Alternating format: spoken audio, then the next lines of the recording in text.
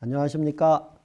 90세까지 20개 이상의 건강한 치아를 간직하자는 9020 운동을 전개하고 있는 리빙헬 치과병원의 김현철입니다.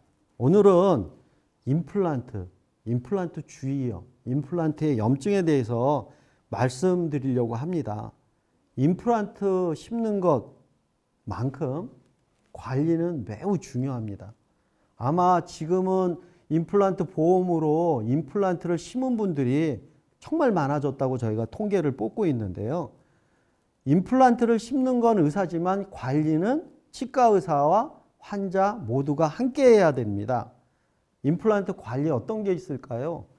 임플란트 주위를 청결해서 염증이 생기지 않게 하는 국소적인 관리가 첫 번째고, 두 번째는 주위에 염증이 생기지 않는 면역, 영양을 만들어주는 영양관리가 필요합니다. 두 가지죠. 국소적인 관리와 영양관리입니다. 간혹 임플란트는 티타늄이란 금속으로 만들어져 있기 때문에 자연 치아보다는 열심히 관리 안 해도 돼, 그냥 적당히 관리하면 될 거야 하는 환자분들이 생각보다 많으십니다. 그런데 절대 그렇지 않습니다. 임플란트는 자연 치아에 있는 중요한 구조인 치근막이 없습니다. 이 치근막은 치아가 움직일 때 쿠션 역할도 하고, 치근막은 외부의 미생물이 만들어 놓은 독성 물질이 공격을 할 때 차단하는 효과도 가지고 있기 때문에 그래요. 그런데 이게 없다면 그런 공격이 왔을 때 임플란트는 뼈하고 직접 붙어 있는 부위가 공격을 받을 수밖에 없어요. 그렇기 때문에 더 열심히 관리하셔야 합니다. 대부분의 환자들은요, 병원에서 해드리는 병원 관리, 그리고 자신이 해야 되는 자가 관리를 잘하고 계세요. 그래서 주기적으로 볼 때 입안이 반짝반짝 하세요. 그런데 일부 분들은요, 이게 잘 안 되고 있어요. 고름이 나와요. 아파요. 피가 나요. 근데 그분들이 하시는 말씀이 있어요. 심는 것보다 임플란트는 관리가 더 어려워요 하시는 거예요. 정말 그럴까요? 그렇진 않습니다만 환자분 입장에서 그러니까 그걸 어떻게 해결할까 하는 방법을 의사들은 생각해야 합니다. 임플란트 주위염의 발생은 주위염을 유발하는 세균이 생물막하고 같이 만들어지면서 입 안에 구강 미생물총의 불균형이 발생되고요. 이와 병행돼서 임플란트 주위에 활성산소가 만들어집니다. 그리고 면역세포인 대식세포, 수지상세포, 비만세포, 호중구 같은 것들이 이런 세균의 공격에 대해서 면역활동을 만드는 거예요. 그런데 이것이 나빠지면 심한 염증으로 가는 거죠. 그렇기 때문에 임플란트 관리를 할 때는 임플란트 주위에 생기는 주위염이 발생되지 않도록 미생물의 불균형을 막는 방법으로 앞에 말씀드린 주기적인 국소 관리를 하는 겁니다. 또 조직의 항상성을 유지하기 위해서 영양 면역 치료를 하는 것으로 말씀드릴 수 있습니다. 그래서 이런 내용을 조금 자세히 설명드리도록 하겠습니다. 자연 치아를 잃어버리면 그 잃어버린 자리에 뼛속에다가 티타늄으로 만들어진 임플란트라는 이식체를 집어넣습니다. 그리고 몸의 상태에 따라서 적절한 치유 기간을 기다리게 되죠.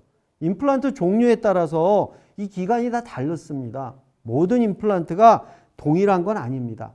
요 치유되는 시간을 기다리는 후에 임플란트하고 뼈하고 붙게 되면 그 위에 이 모양을 한 부분이 올라가서 환자가 씹는 기능을 평생 감당하는 거죠. 평생이라는 말을 하기 위해서는 지금 말씀드리는 이런 관리들을, 또 이런 임플란트에 관련된 사실을 잘 이해하셔야 됩니다. 임플란트는 자연 치아가 아닙니다. 그런데 치과 선생님들이 진료하는 치아가 빠진 부위에 하는 보철 치료 중에서 가장 자연 치아와 유사한 기능을 가지고 있으니까 매우 훌륭한 치료 방법입니다. 그런데 뼛속에 임플란트가 박혀 있고 그 뼛속에 있는 임플란트가 입안으로 나와 있는 거예요. 그리고 거기 치아가 있으니까 결국은 환경이 좋지 않을 때는 아까 말씀드린 세균 감염이 일어나서 나쁜 일이 생기면 임플란트 표면을 따라서 뼛속에 들어갈 수 있는 가능성은 충분히 있죠. 이것 때문에 문제가 되면 문제가 심각해져요. 간단한 염증일 때는 간단한 치석이나 또는 칫솔질에 부조화가 있을 때는 치과에 가서 빨리 양치 지도를 받고 치료하면 금방 좋아집니다. 그런데 이것을 그대로 참고 계시고 또는 알지 못해서 갖고 계신다면 이것이 큰 염증을 만들어서 임플란트 주위염이 되는데, 임플란트 주위염은요, 임플란트를 싸고 있는 뼈가 녹은 상태까지 간 것을 얘기합니다. 그래서 치료가 점점 주위염이 되면 복잡해지는 겁니다. 관리가 편할까? 주위염 치료가 편할까를 생각하시면 답은 자명하죠. 임플란트를 쓰다가요, 어느 날 갑자기 뜨끔뜨끔, 아니 뜨끔뜨끔 전에 근질근질이 있어요. 근질근질, 이거 이상입니다. 뜨끔뜨끔, 조금 더 진행된 겁니다. 그러다가 입술질을 하는데 평소에는 괜찮았는데 피가 묻어 나옵니다. 이렇게 되는 것은 임플란트 주위에 아주 적은 염증이 시작되려는 조건이에요. 이건 빨리빨리 주위에서 닦아주세요 하는 주의 신호거든요. 이런 조기 경보 있다면 병원에 바로 오셔서 적절한 간단한 임플란트 주위에 생긴 염증 치료와 함께 입술질 개선만 해도 금방 좋아집니다. 어떤 분들은 2, 3일 내에 좋아지기도 해요. 어떤 분들은 일주일 가기도 해요. 이 차이는 뭘까요? 환자가 가지고 있는 영양, 조직의 면역 상태에 따라 다른 겁니다. 하지만 대부분 주위염 전 단계인 지금 말씀드린 임플란트 주위 점막염이라는 것은 뼈까지 침범이 일어나지 않은 거예요. 그래서 이건 건강한 상태하고 점막염하고 가역적인 상태입니다. 왔다 갔다 해요. 그러니까 그때마다 내가 입술질이 좀 나빴구나, 좀 열심히 닦자 이러시면 해결이 되는 상태입니다. 그런데 이 상태에서도 나는 괜찮아, 조금 불편하네, 참고 있습니다. 어떻게 될까요? 잇몸이 점점 더 붓습니다. 피가 더 많이 납니다. 이건 잇몸이 부풀어 오르면서 문제가 된 거예요. 어떤 게 됐을까요? 말씀드렸던 점막염에서 임플란트 주위염으로 넘어간 겁니다. 그러면 이 상태에서도 초기가 있고 중기가 있고 말기가 있을 거 아닙니까? 초기에 와주시면 빨리 치료해서 다시 건강 상태 왔다 갔다 하는 가역적 상황을 만들 수가 있는데, 많이 진행되면 결국엔 죄송해요, 더 치료가 없어요, 빼기도 합니다. 그 전 단계가 있습니다. 이제 후에 말씀을 드리겠지만 중기 같은 경우에는 저희가 그곳에 뼈를 만드는 수술을 합니다. 어찌됐든 관리가 수술 치료보다는 훨씬 편하고 좋은 거기 때문에 오늘 관리의 관점, 치료의 관점을 말씀드리고 있습니다. 말씀드린 것처럼 주위 점막염과 주위염은 다릅니다. 두 가지를 나누어서 간단하게 설명드리면, 점막염은 초기 염증 질환입니다.